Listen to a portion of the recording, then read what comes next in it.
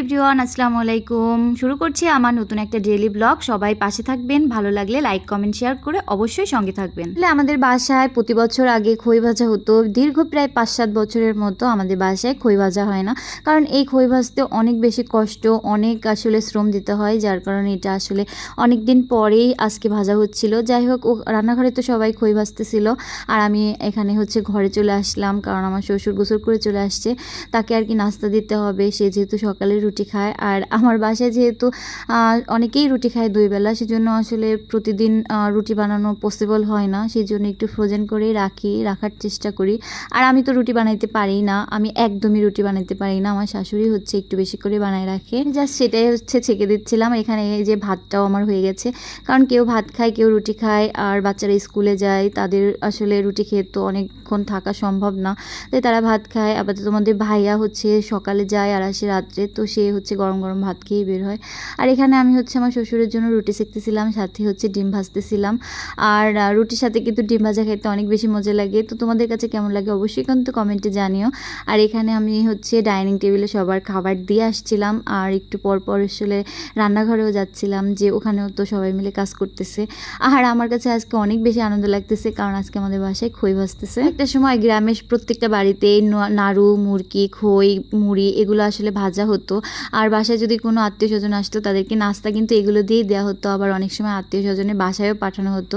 কিন্তু আস্তে আস্তে আসলে এগুলো বিলুপ্ত হয়ে যাচ্ছে। আগেকার মানুষরাও আসলে চলে যাচ্ছে দুনিয়া থেকে, আর এই কষ্টের জিনিসগুলোও আসলে শেষ হয়ে যাচ্ছে আস্তে আস্তে। আমরা তো ভাই এত কষ্ট করতেও পারি না, আমরা তো আসলে মানে কিনে খেতেই বেশি পছন্দ করি।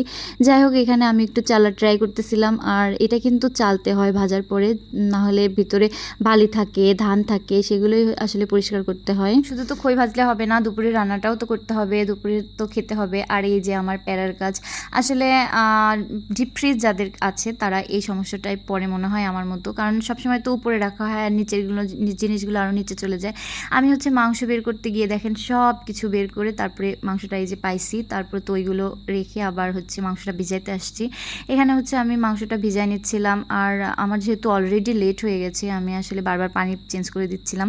আর আমার ফ্রিজে মশলা ছিল, ব্লেন্ডার করা ছিল, তো আমি আজকে চেষ্টা করব, মানে আমি আজকে চাচ্ছিলাম যে একদম পিওর সব কিছু দিয়ে মাংসটা রান্না করতে। ওই জন্য যে আমার বাসায় হেল্পিং হ্যান্ড সেও চলে আসছে, তাকে আসলে আমি বলতেছিলাম যে আপনি সমস্ত মশলা, আদা, জিরা, পেঁয়াজ, রসুন সব কিছু একটু পাটায় বেটে দেন, আমি আজকে এই মশলা দিয়েই মাংসটা রান্না করব। তো তার মধ্যে আমার শাশুড়ি একটু ঠান্ডা লাগছে, আর আমারও একটু চা খাইতে ইচ্ছা করতেছিল।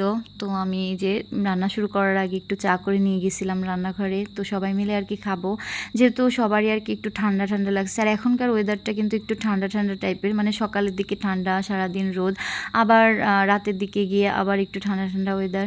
সবাই কিন্তু অবশ্যই সতর্ক থাকবেন, কারণ এই ওয়েদারেই কিন্তু মানুষের জ্বর, ঠান্ডা, কাশি এগুলো হচ্ছে। তো চা খাওয়া শেষ করে রান্নাটা চলে দিয়ে দিলাম। আর আমি যেহেতু রান্নাঘরে মাটির চুলায় রান্না করি, আর এখানে তো প্রচণ্ড গরম, টেকাই যাচ্ছিল না। এই যে আমি একটা ফ্যানও লাগাই নিছি, যাতে ফ্যানের বাতাসটা আমার গায়ে লাগে, কিন্তু চুলার দিকে লাগলে তো আগুনটা নিভে যাবে। তো আমি একে একে একটু সবজি রান্না করে নিচ্ছিলাম, সাথে লাউ ভাজি করে নিচ্ছিলাম, কারণ লাউ ভাজিটা আমার ছেলে অনেক বেশি পছন্দ করে, সাথে আমারও অনেক ভালো লাগে। তো সেটাই ভাজি করে নিচ্ছিলাম। আর প্রচণ্ড গরম ছিল, আমি আসলে একটু নাড়া দিচ্ছিলাম, আর একটু আর কি দূরে গিয়ে ফ্যানের বাতাসে ওখানে বসতেছিলাম। আর আপনারা যারা আসলে মাটির চুলায় রান্না করেন তারা তো জানেনই যে কত কষ্ট। গ্যাসের চুলায় তো আমি অন করে দিয়ে সারা দুনিয়া ঘুরে আসতে পারি, সেটা ব্যাপার না, কিন্তু মাটির চুলায় কিন্তু একদম পাশে থাকতে হয়। আমি একটা পাতিলও আর কি বের করে নিয়ে আসছি, এটাই মাটি দিয়ে একটা প্রলেপ দেবো। আর আমার ভিডিও করার জন্য যেহেতু আমি কাউকে পাচ্ছিলাম না, তো এক হাতে আমি পাতিল ধরে রাখছিলাম, আর এক হাতে ভিডিও করতেছিলাম। অনেক বেশি কষ্ট হচ্ছিল, কারণ পাতিলটা যেহেতু আমি মাটির চুলায় দিয়ে মাংসটা রান্না করব, এটা যদি আমি সরাসরি আসলে চুলায় বসাই তাহলে এটা এমন কালি পড়বে যেটা আসলে উঠতেই চাইবে না। সেই জন্য আমি মাটি দিয়ে একটু প্রলেপ দিচ্ছিলাম। প্রলেপ দিলে হয় কি, একদম আর কি মাজার সাথে সাথেই কালিটা উঠে যায়, আর পাতিলটা একদমই চকচকা হয়ে যায়। তো দেখে দেখে নাও আমি কিভাবে হচ্ছে এটা করতেছিলাম। তোমরা যদি কখনো আর কি চুলায় নতুন পাতিল বসাও তো আমার মতো এই টিক্সটা অবলম্বন করতে পারো।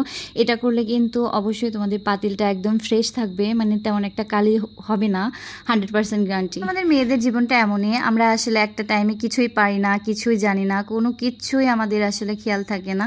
আর বয়স বাড়ার সঙ্গে সঙ্গে, তারপরে বিয়ে হওয়ার সঙ্গে সঙ্গে, বাচ্চা হওয়ার সঙ্গে সঙ্গে আমরা সব কিছুই শিখে যাই, সব কিছুই আমাদের আসলে আয়ত্তে চলে আসে। আর এই দেখো আমি এখন এই যে হাত ধুয়ে নিচ্ছিলাম না, আর পাশে তোমরা দেখতেই পেলে অনেক পুঁই শাক আর সাথে ধনিয়া পাতা। আমার যখন দরকার হয় তখনই কিন্তু আমি এখান থেকে ছিঁড়ে নিয়ে গিয়ে রান্না করি। আর এই যে আমার পাতিলটা কিন্তু একদম কমপ্লিট হয়ে গেছে, মাটি দিয়ে লেপা আর কি যাকে বলে। দেখছো একেবারে এরকম করেই হচ্ছে আমি চুলার উপরে নিয়ে বসাই দেবো সরাসরি, তাহলে কিন্তু আমার পাতিলটা একদম ফ্রেশ থাকবে। এখানে দেখো আমি হচ্ছে মাংসটাও আর চুলায় দিয়ে দিলাম। আর মাটির চুলার রান্না তো অনেক বেশি মজার হয়, গ্যাসের বা ইন্ডাকশানের আমরা যেভাবেই আর কি রান্না করি না কেন, সব থেকে বেশি মজা লাগে কিন্তু মাটির চুলার রান্না। আর আমি প্রেসার কুকারে বেশি দেই যখন আমার হাতে একদমই সময় থাকে না। তো আজকে ভাবলাম যে মাটির চুলায় মাংসটা রান্না করব। তোমাদের ভাইও মাটির চুলায় মাংস রান্না পছন্দ করে, তো আমার সব বাচ্চা কাচ্চা নিয়ে আসলে সবসময় হয় না। তো আজকে হাতে একটু সময় ছিল, সেই জন্য মাটির চুলায় রান্না করতেছিলাম। আর অনেক বেশি গরম পড়তেছিল, অনেক বেশি কষ্ট হচ্ছিল, তারপরেও আর কি দিলাম। বড় একটা খড়ি অবশ্য ধরাই দিছিলাম, ধরাই দিয়ে সাইডে গিয়ে বাতাসে বসেছিলাম। আর দেখো বড় একটা বাঁশ ধরাই দিছি। এদিকে যে রান্নাটাও কমপ্লিট হয়ে গেছে, দেখো কতটা লোভনীয় হয়েছে। আর কোরবানিদের সময় না এরকম এক পাতিল মাংস রান্না করি, আর একটু পর পর গিয়ে প্লেটে করে মাংস উঠায় সবাই মিলে খাই। ওটা কিন্তু মজাই অন্যরকম। তোমরা কীরকম করো না কি অবশ্যই কমেন্টে জানিও। এখনকার ওয়েদার মানে কয়েকদিন যাবত বৃষ্টি নামে, তো কয়েকদিন রোদ্দুর আবার কয়েকদিন বৃষ্টি, এরকমই যে এখন তো অনেক বেশি রোদ আর গরম পড়তেছে, হয়তো সামনে বৃষ্টির দেখা পাওয়া যাবে। আর এদিকে আমার ভাতটাও হয়ে গেল। তো তোমাদেরকে একটা কথা বলি, সেটা হচ্ছে তোমাদের যখন রাইস কুকারে বা পাতিলে যখনই ভাত রান্না করো না কেন, ভাতটা কিন্তু ঠান্ডা হওয়ার সঙ্গে সঙ্গে দলা পেকে যায়। তোমরা গরম ভাতই একটু নাড়াচাড়া তল উপর করে দিবা, তাহলে কিন্তু ভাতটা একদম ঝরঝরা থাকবে, একটার সাথে একটা লাগবে না। যখনই খাও না কেন একদম ঝরঝরা থাকবে, মানে দলা পেকে যাবে না আর কি। যাই হোক, দুপুরে আব্বু বাসায় আসার সময় দেখো অনেকগুলো আখ নিয়ে আসছে, কলা নিয়ে আসছে। এগুলো কিন্তু একদম পিওর কলা, যেহেতু ঘরে রেখে খাওয়া যায় না সেজন্য একটু কাঁচা কাঁচা টাইপের আনছে, যে যেহেতু ছিল আর ওগুলো ফোড়াইতে এগুলো পেকে যাবে। আর দেখো অনেক বেশি রৌদ্র, আমার তো একটা আখ নিয়ে আমার খাইতে ইচ্ছে করতেছিল, যদিও দুপুরবেলা খাওয়ার টাইম, তো আমি আসলে খাইনি, ভাবলাম যে বিকালেই খাবো।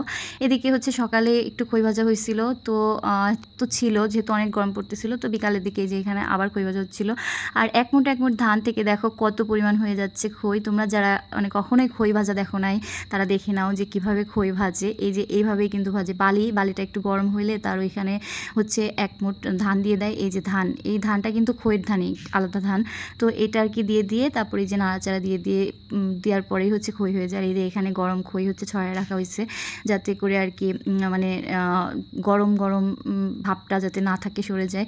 তো এইগুলো ঠান্ডা হয়ে গেলে কন্টেনারে ভরা হবে, আর তারপরে এইগুলোর থেকে আবার ধান বাছতে হবে। অনেক কষ্টের কাজ, সেজন্য মানুষ এখন এগুলো আর কি করেই না। এগুলোর থেকে ধান বাছতে হবে, তারপরে এগুলা গুড় দিয়ে মাখাইতে হবে, তারপরে খাইতে হবে। যাই হোক, ভিডিওটি কেমন লাগলো অবশ্যই জানিও। Thanks for watching.